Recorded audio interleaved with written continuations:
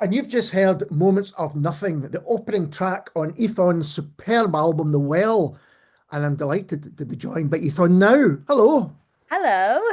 Thanks for having me. Oh, it's an absolute pleasure. Now, I think Moments of Nothing, which we've just heard, it kind of works as the perfect introduction to the album. Can you tell us a bit about the song itself? Sure. I think the song itself is really inspired by well, coming to the end of a relationship, the way that it's the little moments that you miss, those moments of nothing that really are the something, they're the substance of the relationship. And I think that's true, whether you've gone through a breakup or you're in a relationship, it's the little moments that matter the most. And it was just kind of me reflecting on that and making peace, I guess, with a separation. Um, yeah, and just kind of, I suppose, holding those little moments close to me and treasuring them through that song. So yeah. The reason I think it works so well is because it's got things that kind of run through the whole album. You know, it's personal. A lot of the songs are obviously personal. It's got musical references, which you've got elsewhere as well, which I Yes, really enjoyed. yeah. And you've got your fantastic guitar is running through it. But I was thinking, was it difficult to decide on the kind of track listing on the album? Do you go through a No. lot of turmoil? No. Okay. I feel like I should have a better answer. Like I mulled over it for weeks, but I when I plan out my set lists for playing live, I Yeah. think really carefully about the dynamics. And a lot of these songs were in my live set list for a while. So I had an understanding of where they kind of sat, and I just scribbled down a draft. And actually sent it to my mom. I sent a picture to my mom, and that picture is exactly the same as what the album ended up being, the exact track list that it Oh, ended up wow. being. And Moments of Nothing was also the first song that I started kind of recording proper and producing proper. And for some reason, it always just felt like that was supposed to be the first song. I actually went through a period of kind of playing live gigs and feeling like it was bad luck if I didn't start with that song. So it was always destined to be the first one. I mean, that's quite interesting. I wonder if the way that you do it, because often people will write songs for an album and then the album comes out and then they'll go and play live. But doing it the other way around probably Mm. does give you a good insight into what song works well after the other one. Yeah, totally. Well, I think I really like to let my songs live a little bit. Like I feel like they playing them live and letting them live kind of with other people as well helps to develop them a little bit. And I don't know, I think it lets them mature maybe and be at a stage where I feel like they're ready to be recorded. Ah. And is it the same with what you choose to release as singles? Do they kind of are they kind of obvious to you that these are singles? Yeah, it kind of is. I work very intuitively with it. I think also I see recording as a sort of way of capturing something that already exists. It can be a really interesting way to create, but I also like the idea of recording as being a record of a moment or a record of something that happened. So what's your process of working? How do you approach the songs? I have a kind of a notes app full of lyrics. I've got a Mhm. notebook with little scribbled lyrics as well. And a lot of the time I'll get an idea and start with I might just pick up the guitar and just mess around with chords and find something I like. And then I could be singing nonsense over it. I could kind of have an idea of I think this line will really suit. So I'll start with a line and try and work that into like the rhythm, that's change the sentence structure around a little bit. Um, and that's kind of how it happens if I'm writing for myself, if I'm composing for kind of commissioned work or something like that, that's kind of a different case because you've got a brief. But I really like the idea of that process as being really important to me, that process of it being just an expressive thing. It's not something that I try to force too often, you Right. know? So you write for other people as well? You'd make music for other people? Yes, well, I compose for film, theater. I've done podcast theme songs as Right. well. So I do lots of little bits. I think that's quite common nowadays with solo Yeah. artists. We kind of have a lot of plates in the air, or balls in the air, whatever the phrase is. I was talking to someone so recently on the show, Kenny Inglis, who makes music as Imperfect Stranger, but his background is soundtrack. That's kind of his main thing. And now he's kind of looking to make more music. That's his own music and how that's a different approach to it. Mm-hmm. It is a different approach. And I think I really enjoy, because I enjoy production, I really enjoy that side as well. That's kind of how I approach composing, is sort of almost with a producer's lens. Right. Um, and I do enjoy the idea of kind of creating to brief, and that's being a bit of a challenge and trying to explore different ways to get the sound that I'm being asked for. But I think for my own artist project, what's really important to me is that it's this almost like therapeutic expressive purpose that it has for me, so that, no matter what happens with the output, the process is the thing that's the most important part. And it's interesting you mentioned production, because I think one of the things about the album is the production. It doesn't overpower the songs in every way. You know, your voice and guitar is at the fore, but there's a lot else going on there. Is it purely you that's on the record? No, so I was working with an amazing group of musicians. So I have my guitarist Kieran McKinvan from Linlithgow. He's still a student in uni, Right. but he's a phenomenal guitarist. Um, Alessandra Douglas on fiddle. She's a session host in Sandy Bells all over the trad scene, so she's Okay. really in that. And then Chris Cullen on drums. They're West African drums that are on the record, and Fran on bass, Francis Brewitt. But they're all really just pals of mine, which was really fun. Again, that whole idea of the process being important. I wanted the album to be fun above all else, just to make. And I think we really got that, as well as it kind of, we have this shorthand with each other, we have this understanding of each other, and that really sort of helped. And I think the fact that a lot of them are songwriters themselves, they could understand what I was trying to do, and that sort of their ability to play around the songs as well and not overpower them, like you're saying. Because I'm not a musician myself, but listening to the songs, I think I can see musicians would love these songs. I think there's some, they're so rich in that way. In terms of the recording process, was that everyone in one room, or how did it work? No, so it was quite a long process. It was kind of 50% DIY in a way. Well, it was all DIY, but we did Yeah. go into the studio to do vocals, into Chem 19 to do vocals, and some of the piano as well was done. Was it? Yeah, all of the piano was done there.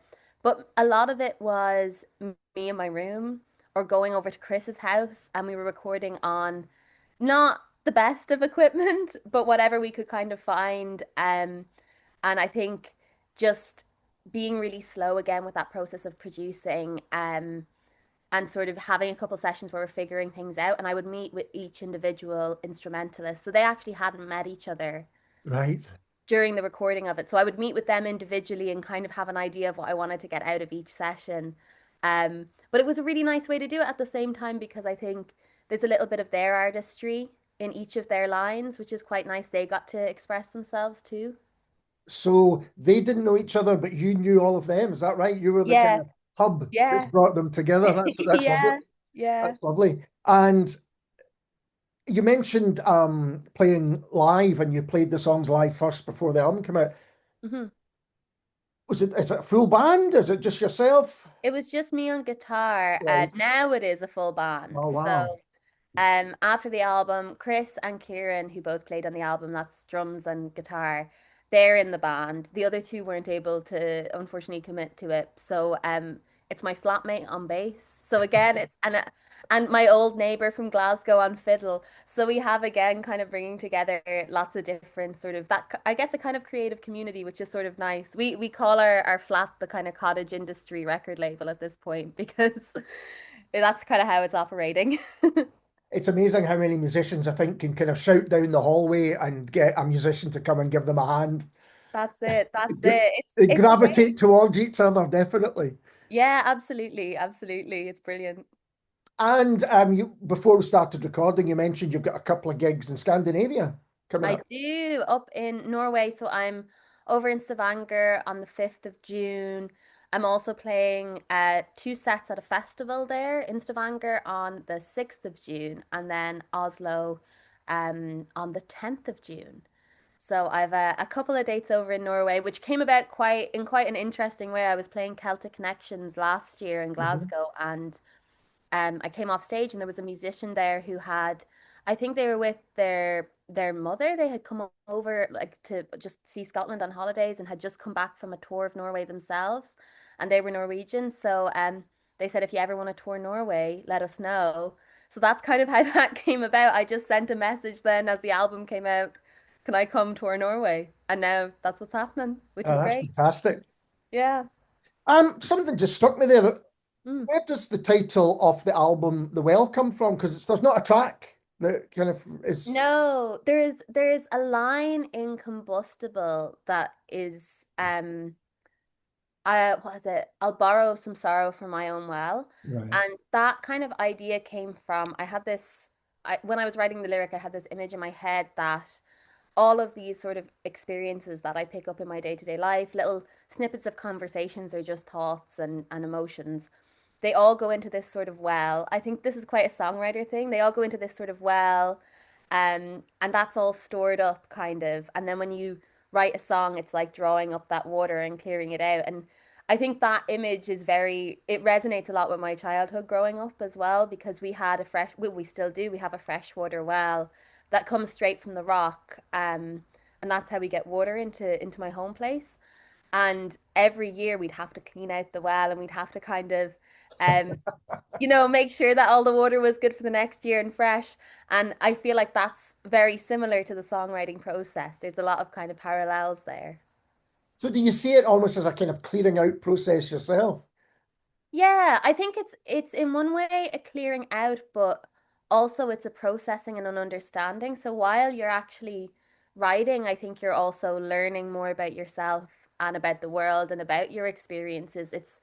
There's a lot of reflecting involved in it as well. So it's not just kind of um throwing everything out there and spilling out. It's also a process of learning for yourself, I think, when you're writing. And you mentioned Glasgow there, and there's a track with Glasgow in the name on it, and there's Mhm. also references to Edinburgh as well. And I'm interested in the geography of it. Is writing about real places, is that a kind of important thing to give them a real grounding? Yeah, I think so. I find I tend to write I used to struggle writing love songs a lot of the time, but I never had a problem writing love songs about a place. So Ah, places for me always feel like there's a bit of a character to them. Like they're almost personalities, I think, in my mind. And so I've got Keats Garden, which was a song about being down in London, and Raining in Glasgow about Glasgow, and 5 Years has a lot of references to Edinburgh as well in it. Well, there's lots of references in the album, I think, to that. But yeah, I think it is important to me. I just have this because I think you have kind of a relationship with places in the same yeah. way that you have with people. And certainly if you're like me and you kind of like wandering about, putting some music on and just kind of going for a walk on your own, the main relationship that you have in that moment is sort of with you and the place, and that's kind of how you're interacting with it. So I think I do think of it as a character that I like to write to and write about. I think that's absolutely right. Some of my favorite albums have a strong sense of place, even if I've never been to it. Hmm. But the ones that you do know, there's something extra there as well. And Raining in Glasgow, you mentioned the Kelvin and everything. And I think Hmm. sometimes it's the same when you read certain books with or poetry, when you get a reference that you can really connect to, it does add something.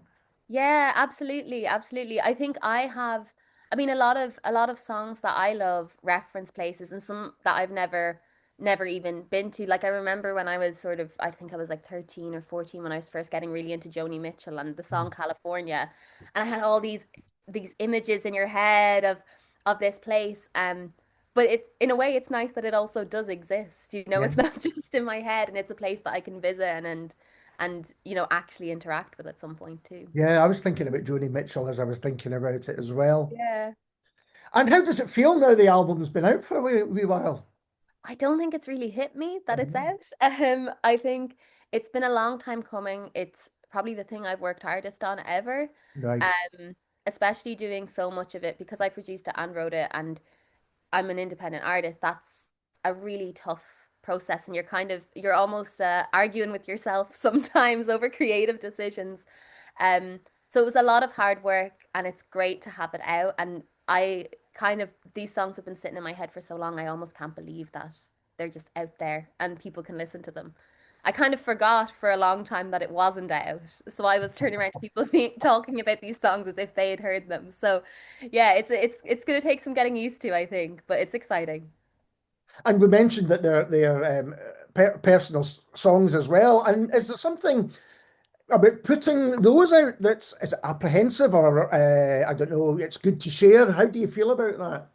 It's funny because I never think of them that way. Right. And I never think because a lot of people have said to me, "Oh, this is quite vulnerable." Like one of my closest friends said, when he listened to it first, he kind of thought, "Oh God, should I be listening to it?" Wow. Like he was like, "This is very personal," and he's the one I go to with kind of my biggest worries. So even he was like, "This feels like maybe I shouldn't be listening to this." I think it's maybe a little bit difficult also if you do know me. Yeah, that's 'Cause it's probably true. another side. But for me, I never really thought of it as and I never think of songwriting as something like I'm never conscious of how vulnerable I'm being. It never kind of um yeah, passes through my mind. But then since releasing this album, people saying it, I'm kind of reflecting on it, being like, I guess it is quite vulnerable, I suppose. But I think in my head, because in a lot of other areas of my life, sometimes I struggle to be as open and as Yeah. vulnerable and express myself as directly that when I write, it kind of just that's the place where I can do that, and there's kind of no boundary around it. And so I'm just thinking, well, it's just the truth. It's Yeah. not, I don't think of it as kind of anything more dramatic than that. It's just my truth, I guess, which is a bit cringy to say, but in my head, I'm just thinking this is the facts of the way that I understand the world, you I know? think, and it is trying to understand. I think it sounds like a very kind of healthy process, actually. Many people don't have, a Mm, process like that to do it. And I should say it's available on vinyl as well as digitally. it is, yes. Where can people get a copy? So you can get vinyl on Bandcamp. It's also in record stores in Glasgow. It's in Monorail. It's in Thorn Records, Good Vibes in Edinburgh. And it'll be in other stores in Edinburgh and Glasgow as well. But also you can come to my gigs and I'll have some there as well. Or just if you find me online or anything, just shoot me a message. I mean, it's a one woman operation, so it's not that difficult for me to get the vinyl to you. Have you got like a couple of boxes stashed I away? do, I do, I do. I went to Seabass Final. They're Ah, brilliant. brilliant. Yeah. And they've given me a couple boxes of it. So yeah, lots to go, lots to go. So don't be afraid to get in touch if you want one. The amount of people I've spoken to in the last year or so whose albums are going through Seabass vinyl and they just have nothing but praise for that operation. Oh, they're brilliant. They're fantastic. And honestly, really inspiring as well. They were consultants and just kind of decided to set this up, seeing the gap in the market. And I think that's a kind of an inspiring story as well, because what they've done for the ecosystem here in the Scottish music scene Yeah. is amazing. So we're about to hear 5 Years in a moment, which is one of my favourites on the album. And it's got a great Smiths reference in it. It does. And we haven't spoken at all about influences, but are Mhm. they someone who you found influential? It's funny, I never really found them particularly influential, but I have a lot of admiration. I love Johnny Marr's guitar riffs Yeah, because I think there's such it's like candy. It's like there's a melody to it that's just I yeah, really love it, and I think for me he embodies what a good guitarist yeah. I is. completely agree. Yeah, He's not doing it, it's not like a showing off kind of thing. It's understanding the song and serving the song. And it has its own melodies in that way too. So yeah, I really love his guitar work. It's amazing. yeah. And do you have any influences that you spring to? Because you also mentioned Martha Wainwright in that song. Yeah. Well, Martha Wainwright her track Factory was a reference for when I was producing the song. Right. I love her stuff. I love Joni Mitchell. This album, a lot of the reference albums for it were self-titled debut albums by female singer-songwriters. So Joan Armatrading, Mm, Suzanne Vega, Joni Mitchell. I really love that idea of like song first records and yeah. just kind of building everything out around that. So I really wanted to do that with this record. That is a great description of the album, Song First Record. That's exactly what it is. Ethan, thank you so much for taking the time to talk to me. It's been an Of absolute pleasure. course. Well, it's been great. It's been great chatting to you as well. And this is Ethan and 5 Years.